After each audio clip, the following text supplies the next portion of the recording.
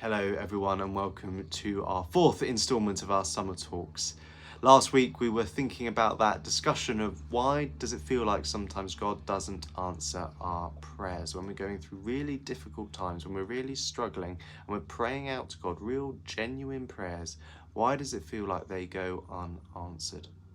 We're reflecting on how Jesus is the answer to our prayers, that God sees our suffering, is grieved by our suffering, and isn't content just to sit by and watch it happen, but instead intervening through Jesus. So our prayers have indeed been answered through Jesus. Now that is kind of a little bit of a sort of, if you like, an intellectual discussion. I mentioned a bit about that last week. It's sort of something that kind of makes sense in here. We can kind of get all of that stuff makes sense, but it doesn't necessarily make it any easier in here. And it doesn't really stop our faith struggling during those times. So I wanted to think a little bit today about a pastoral response to that very difficult thing. Well, what do we do when God doesn't answer, or it feels like God doesn't answer our prayers, even though, as we know, he does through Jesus? And so I put together sort of the do's and don'ts of what to do when we're going through those difficult times and how to reflect on that and what we can practically do to make ourselves in a better space and or just weather the storm sometimes, not necessarily trying to get our faith to sort of where we feel it's like the best it's ever been, but actually sometimes it is just about weathering the storm. And so the first in my do column is to talk to someone, to open up, just to be able to take that opportunity to speak those feelings that are on our hearts. Even if it is saying, do you know what, I'm really angry with God about this, or I'm feeling this and I just need to talk to someone about it. Maybe even taking the opportunity to pray with that person.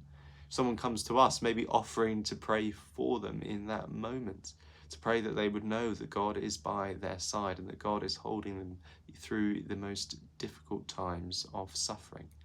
Because in those moments of community, that's who we were made to be. We were made to be in community. That's why we're called by Christ to build a church. And that is ultimately so important as we give time to one another and just to be able to speak those feelings together. So I really encourage, if you're going through that time, just to talk and to pray with someone. And through that, it's a really therapeutic way of just being able to articulate our thoughts and our sufferings as well. This is what I'm feeling, this is what I'm going through. And because God puts us in a community in that, so we are supported and that we can talk about those things. We're not made to be in isolation, we are made to be part of community.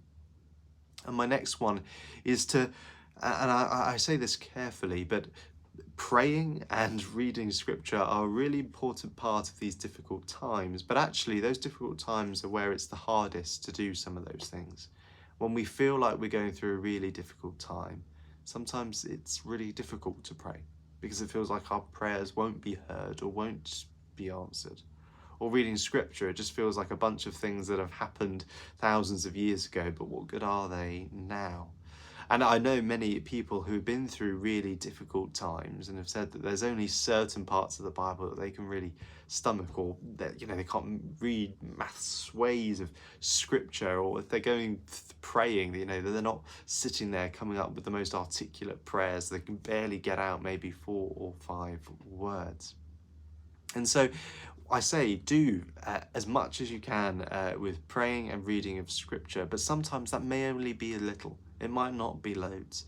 We don't need to feel like we're kind of reading the whole Bible in a month or two. That's not what God needs from us, or what we necessarily need in those moments. But just trying to kind of keep that bridge alive between us and God through praying, even if they're short, even if the prayers aren't the most, even if they don't even have to necessarily make sense, but God knows our hearts and can make sense of them for us. And to be able to just open that up and just open up to God in whatever way it might be, even if it is a very short prayer as we're walking to the car, or we're going to Tesco's or doing the washing up or anything like that. We can take that opportunity to be with God even for a short period of time, and something like that is so incredibly important when we're going through those difficult times, They just keep that link alive, that line to God. It just keeps it there as he draws us in. And God can use whatever we bring, even if it's the smallest of prayers. He can use it to let us know that he is with us and standing by us through those struggles. And that brings me on to my next one in my do list, which is allow yourself to be honest with God. We mentioned this a few weeks ago. Jesus was incredibly honest in the Garden of Gethsemane. And so we can do the same, to be honest with God with how we're feeling. We don't need to kind of project some sort of perfect spiritual warrior before God, because Jesus didn't necessarily do that. Instead, we can be honest with God and just give him our unfiltered feelings, however that may come across. God can handle it. He handled a lot and he can definitely handle our honest thoughts. So as we take those times to maybe even only give a short prayer, but to be honest with God in that moment. And next on my list is to read about other people's experiences. I think sometimes that is a really helpful way of trying to process what is happening to us in our moments of suffering and difficulty, by just hearing that other people have been through the same thing. When we're sort of sitting in that storm where the storm is raging around us, the clouds, the rain, it's really difficult to see a world beyond our immediate suffering. And to know that other people have experienced it and come through it is a really helpful opportunity to give us hope that although we are facing suffering, that it is not a permanent thing. That is ultimately what the cross and the resurrection reminds us, that Christ's death on the cross was not permanent in the same way that our suffering is not permanent. That doesn't suddenly make it vanish. It doesn't suddenly make it all easy, but it does give us hope. And hope is such an incredibly important thing when we're facing these times of suffering, that if we have hope, we can make it through. We can make those steps in our faith if we continue to have hope that God is with us. And there are many different books. I mentioned Pete Greig's book on God on Mute, very specifically about prayer, but there's lots of books about different sorts of things of what people are facing, whether it be bereavement, whether it be about mental health, all these sort of things. There's books out there, both Christian and non-Christian. You can read books not necessarily pitched to Christians. And sometimes it's really helpful just to get a perspective on what we might be feeling. But there's also lots of Christian books that we can read as well, which gives us the opportunity to reflect and to think about what we're going through, and also maybe to get some advice from someone who has been through it. I can sit here and give my lists of what to do and what maybe not to do. But actually, each one of us will be experiencing very different things in terms of our difficult times and our sufferings.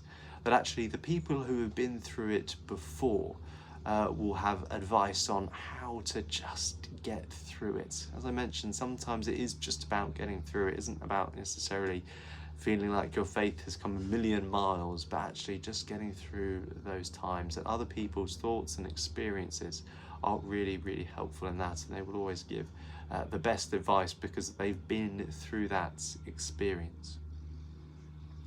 And the next one, which is related to our first one of kind of talking and praying to someone, is coming to church, being part of that community as well. We are not a community of perfect people who don't ever experience suffering. It is a community of people who have been through suffering in the past, maybe in the distant past, maybe very recently for some people, but also a group of people who will also continue to face suffering as we journey forward together.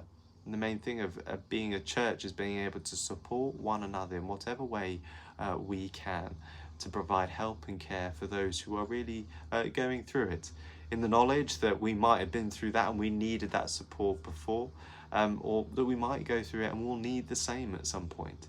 And just giving that opportunity to be there for other people when they need it most. So if someone does come to you and asks for maybe just a talk or for a bit of help or for a coffee, do take that opportunity to be there for them and support them in what they're going through. My next one is take the time to be still. I think that's such an underrated thing these days, because life is busy. We don't have time to be still anymore.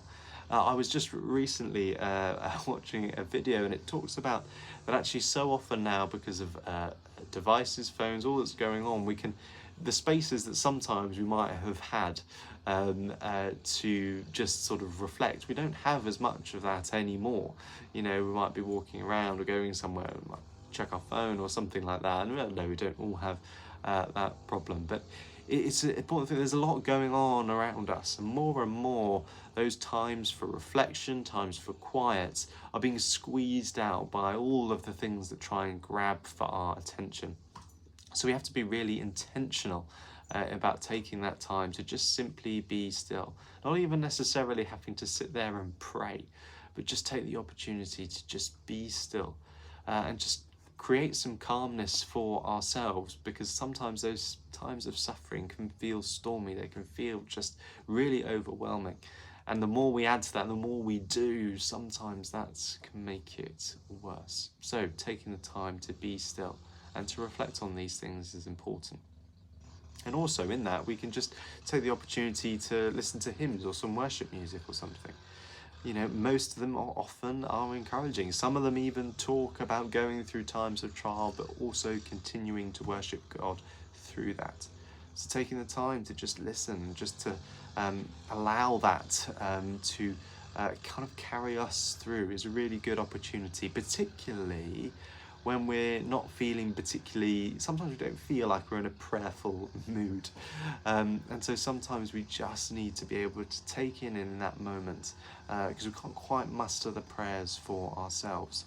But in there, we're just sort of taking it in, almost kind of like by osmosis. And through that, it does bring us closer to God, and even allowing God to speak to us in those moments as well.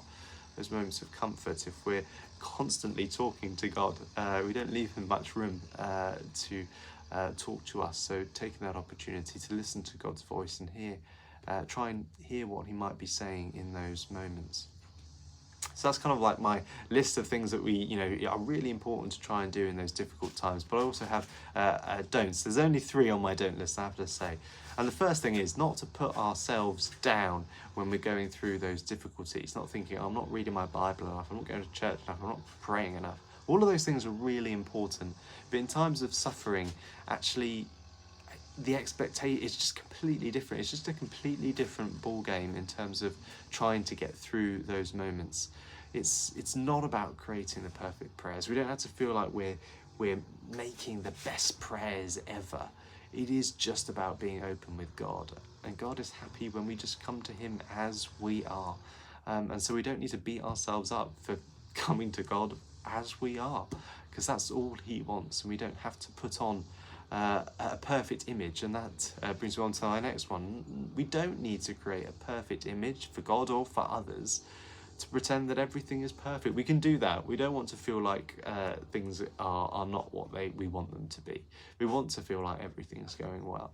But sometimes just being honest with God and being honest with others and how we're feeling is so important. And really brings me on to my last one, which is not to keep it all locked in. Sometimes we can do that. We can just think, I'm just going to worry about this another day. But taking that opportunity just to speak to others, speak to God, not leaving it just to sort of sit there and do nothing with it, but to be honest and lift it all to God. So those are my tips for how we get through those difficult moments. It's not an exhaustive list by any stretch of the imagination, but it's just a few things that I put together for us to use and reflect on. I'll include a small list just below this video, so you can just have a look at it afterwards as well, because sometimes it's helpful to go back and have a look without having to watch the whole video. So I hope they are helpful and they will come in handy at some point. But in the meantime, it's been great to have this time together, and we'll be back again next week.